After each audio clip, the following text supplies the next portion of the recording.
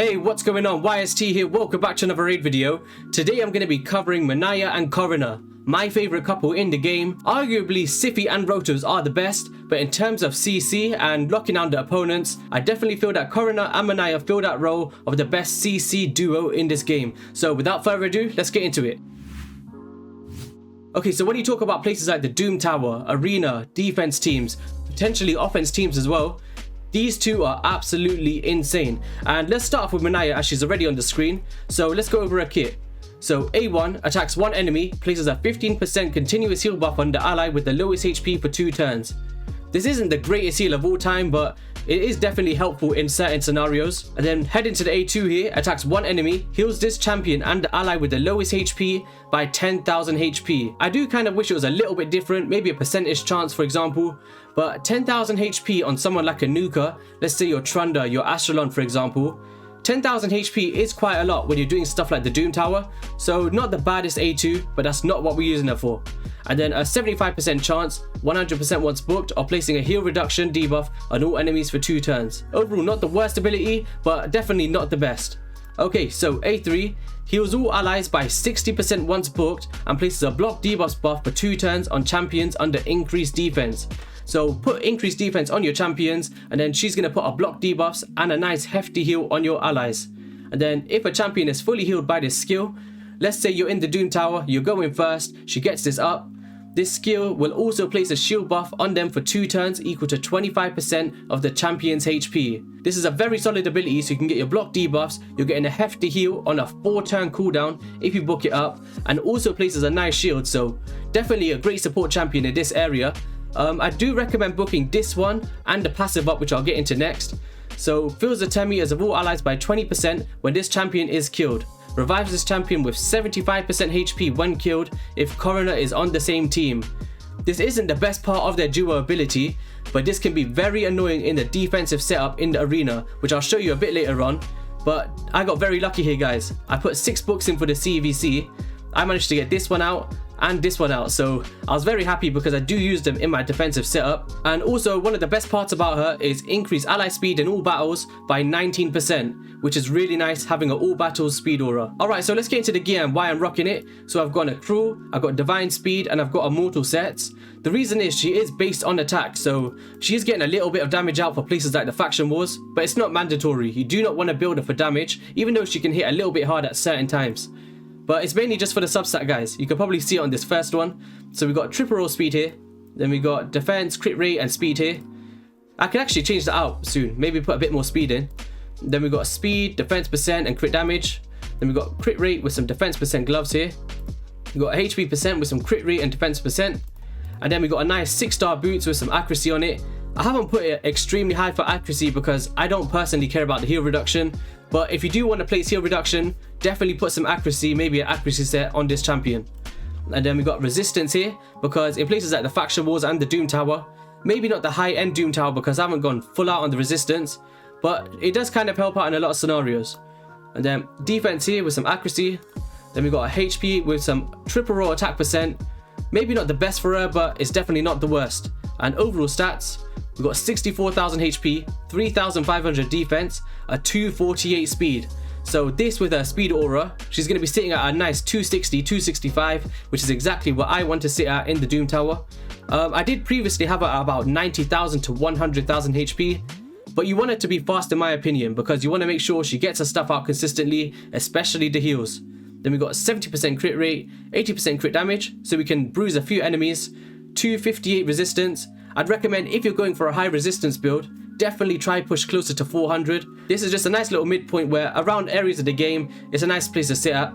And then accuracy 132, definitely very low, especially if you want to get that heal reduction out. So definitely bump that up if you want to make full use of that. And then heading over into the masteries here, I've got the defense tree going down to the retribution here, just trying to get some more sustainability. I don't care about the crit rate or the crit damage. And then support, I've just gone down to follow all the heals because I want to make full use of that heal.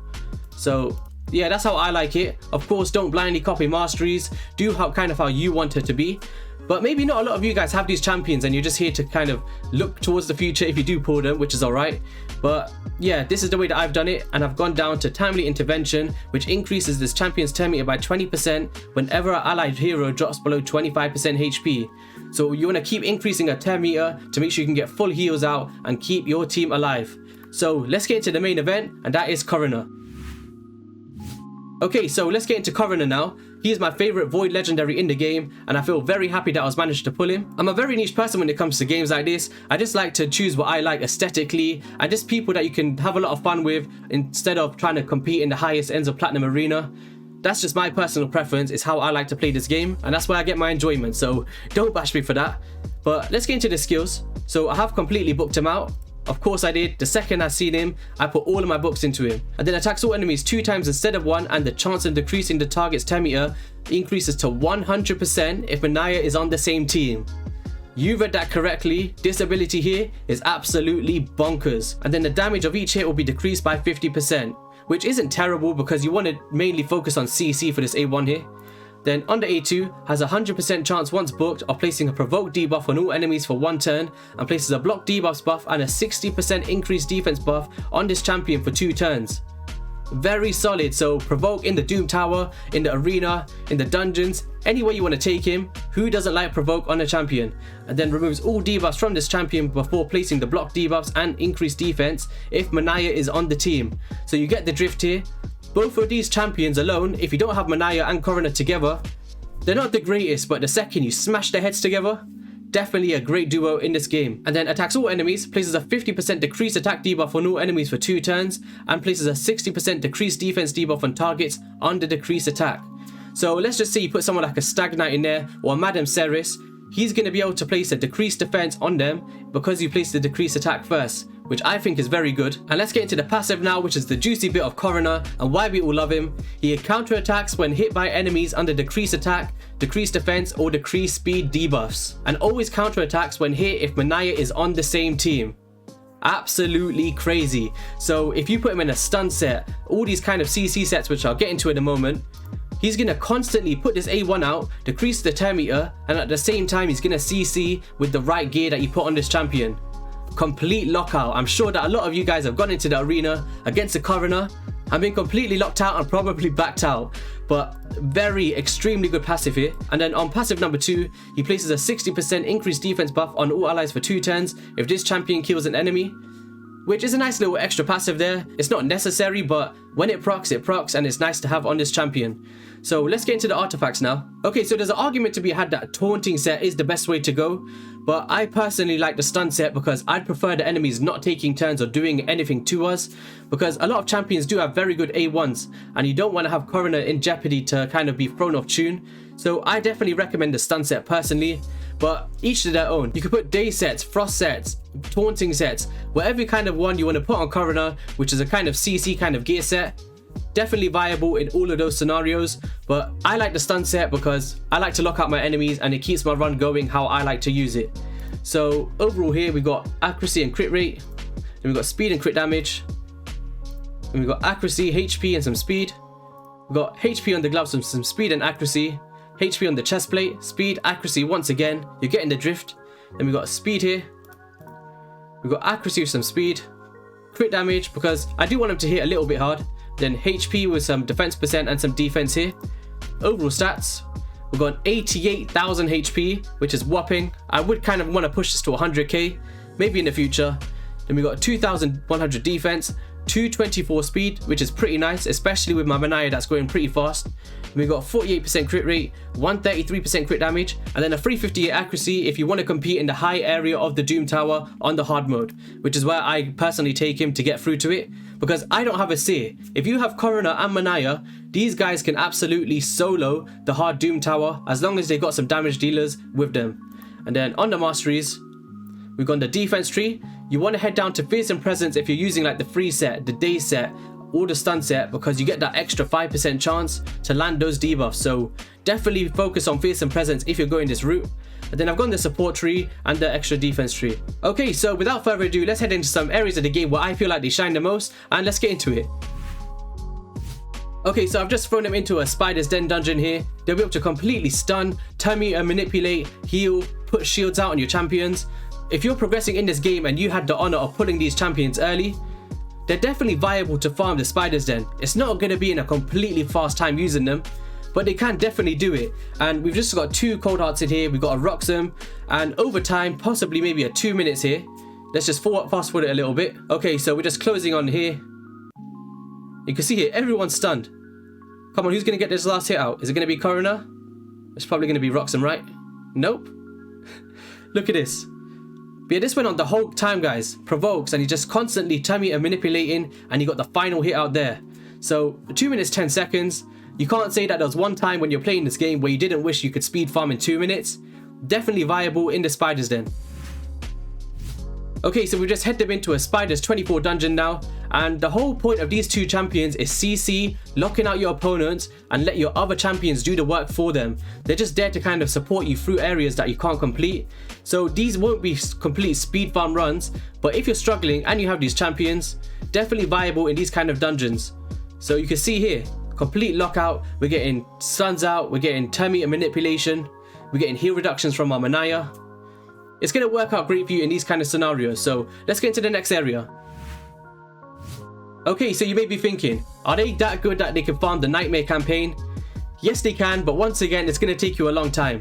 But you're going to see here, nobody's pretty much going to take a proper turn. And even if Khoronar is ever in jeopardy, Minaya is just going to come around with her cooldown, slap that huge heal and shield on. No one's getting past these guys, apart from Mortal Macabre, because Khoronar, because he keeps proccing that ability, he is going to set off that peril, so bear that in mind. If you're in the hard Doom Tower, don't use them for that stage, because I made that mistake and I got hit back to level 20 on my account. But yeah, definitely viable in the Nightmare campaign here. We'll get through about 30 seconds per turn, or should I say round. Definitely viable, not the best. It's not going to be speed farming, but it's fun to watch. Okay, so next up here is my favorite area of the game to use them. I personally beat the first rotation, the second rotation, and on par to beat this third rotation, using Khoronar and Minaya. If you don't have a seer just like me, these champions can completely carry you if you build them this way. If you build them with a high speed, high accuracy, and all that stuff that requires on them, you're going to be laughing, because look at this. I've just got a Madame Ceres. By the way, this is stage 100 and something. This is not like a low stage in hard Doom Tower. But yeah, I've got Madame Ceres to strip. You can put anyone there, Stag Knight, wherever you want, but definitely Madame Ceres is the better option. Then I've got a single target damage dealer in Mountain King. If you've got a strong AoE nuker, it's going to definitely be a lot faster than this. But for me, I don't really mind the slow approach, because I just click auto, go into the next room, come back when the next wave is finished, and I just click auto again. But definitely this one isn't going to work on specific stages, like I said before, in places like Mortal Macabre. You do not want to proc peril, or sometimes when there's like block revive champions, you kind of want to pay a little bit of attention. But in the grand scheme of things, they will carry you through the hard Doom Tower all the way to the end, so you can get those juicy rewards and that avatar if you haven't got it yet. So don't sleep on them and don't put them in the vault. Okay, so in terms of arena here, definitely viable, I'd say, for a defensive setup.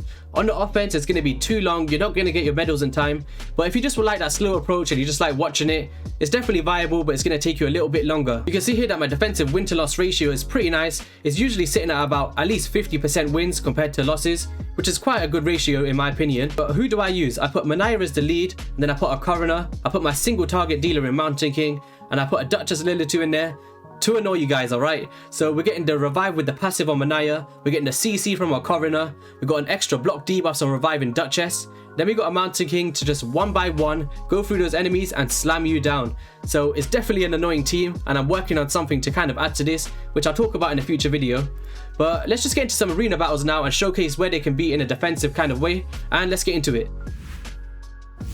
Okay, so this team here is probably gonna kill us. I don't know, we might win, we might lose, but I kind of want to show that if you're in jeopardy, let's just say this is their offense team, which it kind of looks like it is. If they came against you in a defensive setup, this is how it could go for you. So even if our Duchess dies here, I kind of want her to die here so we can get full use of it. Alright, there we go. So we're going to see the full effect now of Khoronar and Minaya together. So let's just get some debuffs out here. Is he going to stun anyone? So look, we got 2 stuns out there, Ghost Spawn and Mountain King. And can Minaya die here so we can showcase that passive? There we go. Love a sacrifice. Bring our Minaya back, and then she's back to grind again. Alright, so she's down again. Can Khoronar and Mountain King solo this? I think they shouldn't have a problem. And we're still counter-attacking, making sure we can get those stuns out so Mountain King can come in and take a slam. Come on, Mountain King, don't let us down here. Yes, big slam there. MK versus MK, and boom, there we go. We went second, we got nuked, our Duchess died, our Minaya died, our Khoronar died, and we still won, so definitely very viable there. Okay, so you may be thinking, how do they face against an offensive setup with a Hegemon as well? So we got Senesha here, we got Hegemon, we got Valkyrie. I hate Valkyrie personally. I hate her more than Sify, but that's just me. But hopefully we can take a bit of a nuke here. So Khoronar, there we go, double stuns off the bat here. Then let's just get our block debuffs up with our Duchess. Get some heals out, some nice shields. Then our Mountain King can just come through here hopefully and just take out this Hegemon. And this is kind of how it works, guys. You stay alive with Khoronar, Minaya, and your other sustainable champion like Duchess, for example. Rector Draft is a good option. There's plenty out there. And then I personally like to have one single target DPS, Crew Traxxer, Mountain King, for example.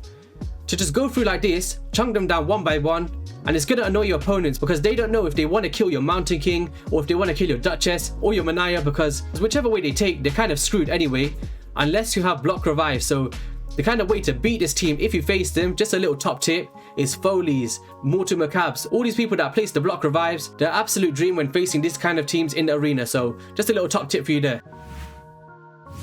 Okay, so that's going to be all for the video, guys. If you enjoyed it, make sure you hit the like and subscribe button. I am aware not a lot of you guys will have these champions, but if you have them, definitely build them out. Don't leave them in the vault. And as always, before we sign off, one ancient. Can we get lucky? Yeets? No, we can't. Alright, guys, I'll see you next time. Peace.